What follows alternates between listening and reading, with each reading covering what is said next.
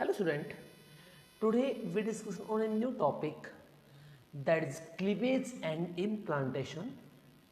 देखो क्लीवेज और इम्प्लांटेशन क्या होता है. What is the cleavage? Cleavage basically जो फर्टिलाइजेशन के बाद जो प्रोसेस होती है उसे कहते हैं क्लीवेज. क्लीवेज को डिफाइन करेंगे.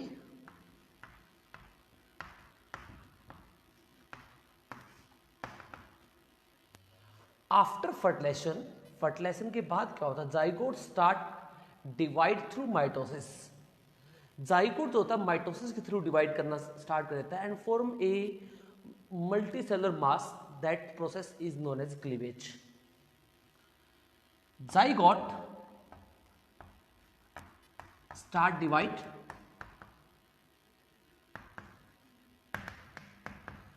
Divide through mitosis. जाइगोट होता है माइटोसिस के थ्रू डिवाइड करना स्टार्ट कर देता है एंड फॉर्म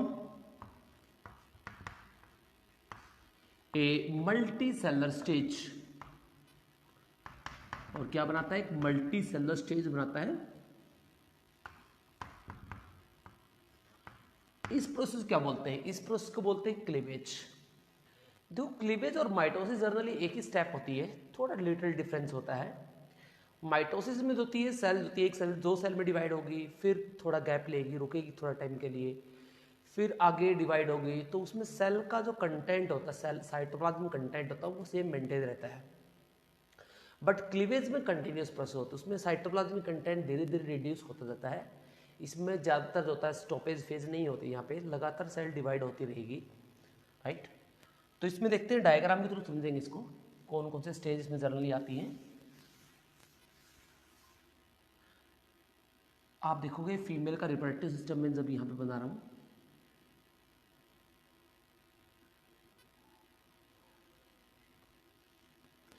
तो इसमें हम समझेंगे कि किस तरह से यहाँ पे फर्टिलाइजेशन होता है और किस तरह से इम्प्लांटेशन होती है. ये पार्ट होते हैं फीमरी पार्ट होती हैं, फिंगर लाइक जो स्ट्रक्चर होते हैं. फिर यहाँ से जोड़ी होती है इस तरह पार्ट में. राइट.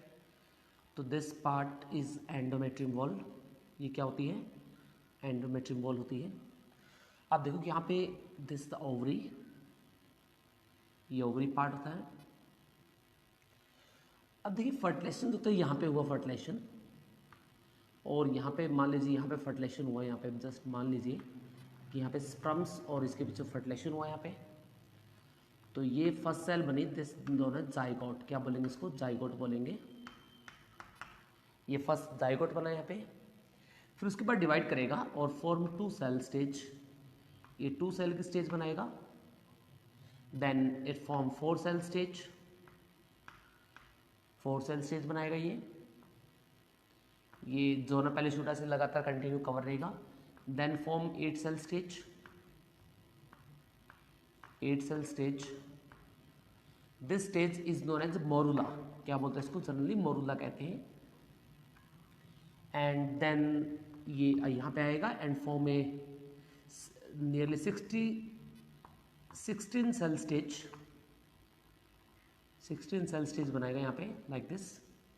और अल्टीमेटली एट 16 और 32 cell stage it attach with endometrium wall. This is known endometrium wall. ये एंडोमेट्रियम होती है. एंडोमेट्रियम वॉल होती है. और ये क्या करेगा? इस एंडोमेट्रियम वॉल के साथ जुड़ जाएगा इस स्टेज पे like this. And this stage is actually known as blastocyst और blastula, also known blastula. Right. इस स्टेज पर अटैच हो जाता है. जनरली 60 और 32 सेल स्टेज होती है. 16 और 32 सेल स्टेज होगी. राइट. तो यहाँ पे जुड़ता है इस प्रोसेस. जब ये अटैच होता है इस वॉल के साथ में, जब ये यहाँ पे अटैच हो रहा है इस अटैच एंडोमेट्रियम के साथ में, इस अटैच होने की प्रोसेस को बोलते हैं इम्प्लांटेशन. क्या बोलते हैं इसको? इम्प्लांटेशन कहते हैं. राइट। तो ये देखिए जाइगोट, यहाँ पे सबसे पहले क्या बना, यहाँ पे जाइगोट बना, this is zygote, and 2 cell बनी यहाँ पे, ये 2 सेल स्टेज है, स्टेज है ये जो आपको यहाँ पे दिखाई दे रही है, एंड फॉर्म 4 सेल स्टेज। फिर क्या बनी यहाँ पे, 4 सेल स्टेज बनी, राइट। ये मोरुला स्टेज भी कह सकते हैं इसको, प्री मोरुला भी कह सकते हैं इसको, and then form 8 cell stage, 2 3 4 5 6 7 8, right. ये 8 सेल स्टेज होती है, and then form 32 cell 16 cell stage, right. Then 32 लिख सकते हो, उसे डायरेक्टली एक फॉर्म इस तरह सेल का स्टेज बनाएगी यहाँ पे, like this, and form this mass of cell is actually known as, यहाँ पे ये रहेगी ब्लास्टुला और ब्लास्टोसिस्ट, राइट। ये जनरली 16 सेल स्टेज भी होते हैं और 32 सेल स्टेज भी होती है, राइट। तो ये जो प्रोसेस होती है, this process is known as cleavage and this process is known as implantation. तो 2 स्टेप होती है, एक होती है क्लीवेज, एक होती है इम्प्लांटेशन। अब देखिए मैं इसकी डायग्राम सुनाऊंगा ब्लास्टुला का, यहाँ पे आपको ब्लास्टुला डायग्राम हम यहाँ पे कर सकते हैं, इस यहाँ पे एक लेयर होती है सेल की, आप देख सकते हैं इसमें एक सेल की लेयर होगी यहाँ पे,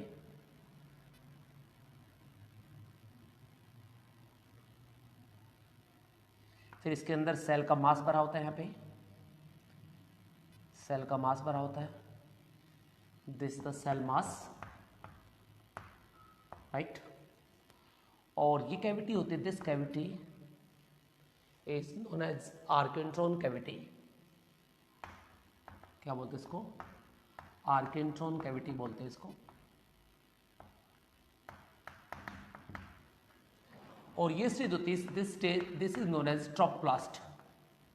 क्या बोलते हैं इसको, लेयर को बोलते हैं ट्रोपोप्लास्ट, राइट। ये जो स्टेज बना, ये बनाया मैंने, तो दिस इज ना ब्लास्टुला या ब्लास्टोसिस्ट, ये ब्लास्टुला स्टेज होती है।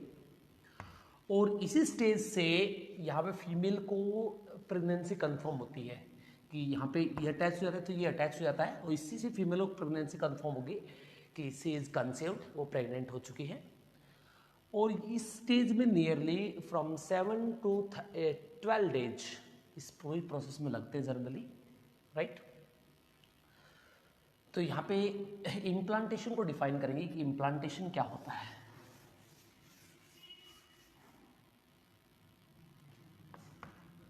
एट 16 और 32 सेल स्टेज, 16 और 32 सेल स्टेज पे क्या होगा, ब्लास्टुला या blastocyst attach with endometrium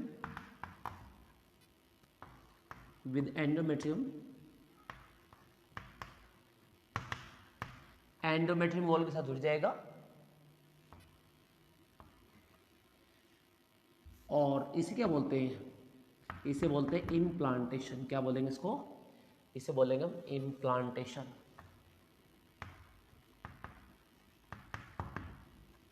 right. और इसमें जो जनरली जो सेल स्टेज होती है वो होती है यहाँ पे ब्लास्टोसिस, सबसे मेजर स्टेप होती है यहाँ पे, राइट। जो ब्लास्टुला होता है,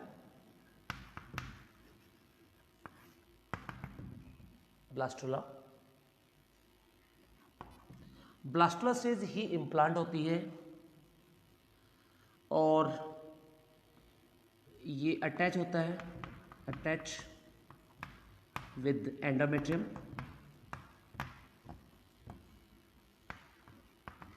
और इसकी जो आउटर वॉल होती है, आउटर वॉल को कहते हैं ट्रोपोप्लास्ट। आउटर जो वॉल होगी उसे कहते हैं ट्रोपोप्लास्ट। और जो इसमें सेल मास होता है, ये सेल मास आप देख रहे हो, ये सेलमस एक आगे जाके ये 3 लेयर बनाएगा, एक्टोडर्म, मेसोडर्म और एंडोडर्म। गैस्ट्रुलस इस पे एंटर करता है जब ये, तो वहाँ पे 3 लेयर बनाएगा, एक्टोडर्म, मेसोडर्म और एंडोडर्म आगे फर्दर बनाएगा, राइट।